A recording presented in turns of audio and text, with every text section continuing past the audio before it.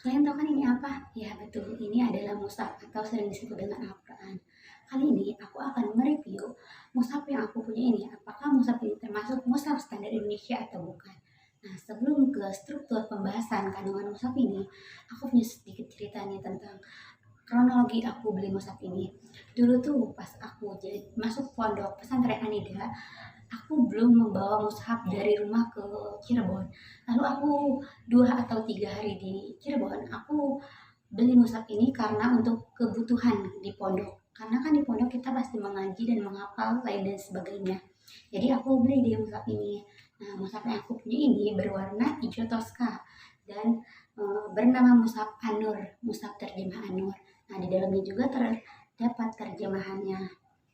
Nah, selanjutnya kita kulik yuk struktur mushaf ini, apakah ini standar Indonesia atau Mekah, Madinah, dan lain sebagainya.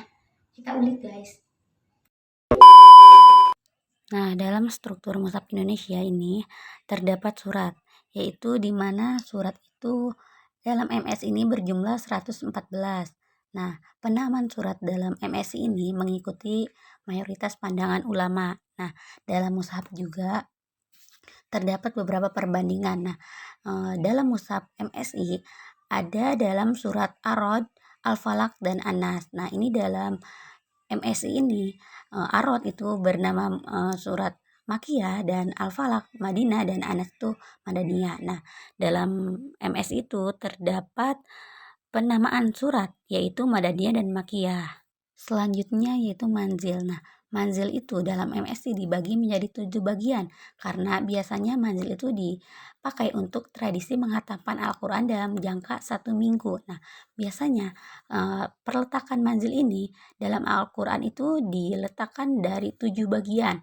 Nah, seperti yang dilihat ya dari sebelah gambar sebelah itu ada 7 bagian. Nah, seperti dari surat Al-Fatihah sampai Anisa itu ditandai dengan huruf Fa. Kenapa Fa? Karena Fatihah. Nah, dan bisa lihat kedua dan ketiga sampai ketujuh itu bisa dilihat dari sampingnya. Nah, biasanya manzil ini diistilahkan dengan fahmil baisyukin, yaitu mulutku dalam kerinduan. Nah, kenapa diistilahi dengan kata ini? Karena para penghafal Quran itu merindukan bacaan-bacaan Al-Quran. Nah, setelah manzil yaitu ada juz, yaitu pembagian penghataman Al-Quran yang digunakan dalam jangka 30 hari. Karena dalam EMS ini, juz itu terbagi dalam 30 juz. Nah, biasanya hitungan juz ini dimulai dari Alif Lam Mim. Kenapa bukan dari Al-Fatihah? Karena mayoritas ulama itu mengatakan jika Al-Fatihah itu bukan termasuk juz pertama. Nah, adapun didasarkan oleh karya Ibnu Jauzi, yaitu pada Fanun al-Afnan. Nah, adapun perbedaan 6 perbedaan awal juz antara MSI dan Mushaf Madinah. Nah, bisa kita lihat ya di sebelahnya yaitu perbedaan antara Mushaf standar Indonesia dan Madinah. Kenapa selalu dibedakan dengan Madinah? Karena mayoritas jamaah haji Indonesia itu mendapatkan mushaf itu yaitu mushaf souvenir dari Madinah. Nah, selanjutnya ada hizab, yaitu dalam MSI, hizab biasanya dibagi dalam 60 hizab. Nah, masing-masing hizab ini terdapat 4 bagian. Yang pertama al-hizab, yang kedua rubu'ul hizab, yang ketiga nisful hizab, dan yang terakhir itu salah satulah arba'il al-hizab. Nah, biasanya hizab ini dipakai dalam 60 hari penghataman.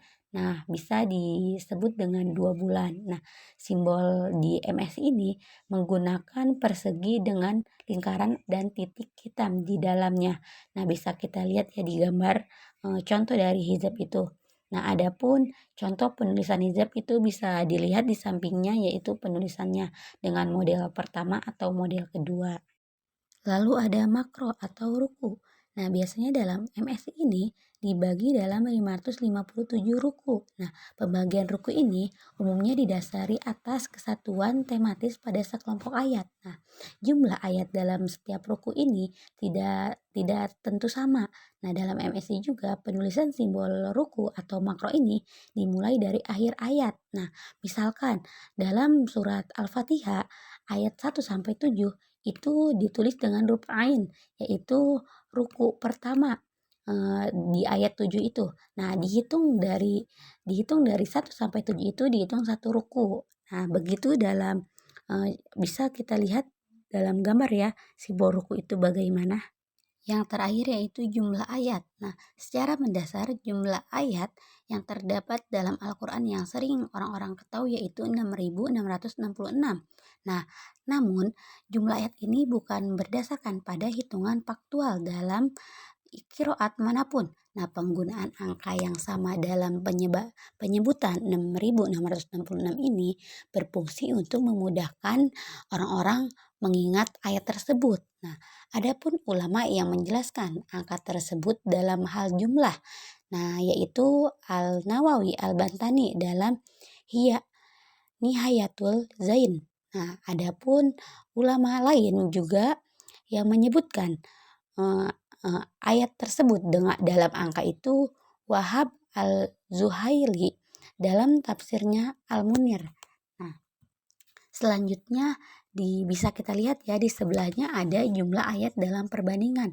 Nah, dalam ayat mushaf standar Indonesia ini berjumlah 6.236. Nah, mengikuti madhab yang diikuti oleh qiraat madhab Kufi yang diriwayatkan oleh Hamzah bin Hubaib bin Ziyad dari Ibnu Abi Abdirrahman bin Habib Al-Sulami.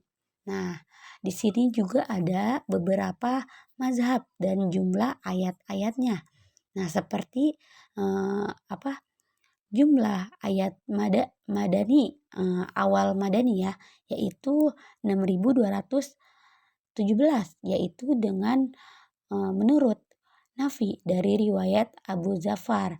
Nah, selanjutnya ada madani akhir yaitu 6.214 dan maki yaitu 6.219. Nah, dan lain sebagainya bisa kita lihat ya di sebelahnya itu ada beberapa jumlah ayat perbedaan dalam beberapa mushaf dan menurut beberapa perawi. Nah, ini review dari perbandingan antara mushaf standar Indonesia dengan Madinah, Mekah, dan lain sebagainya.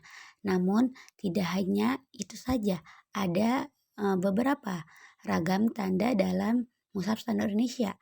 Itu termasuk wakof, hamzah, dan tajwid. Nah, ada lain sebagainya.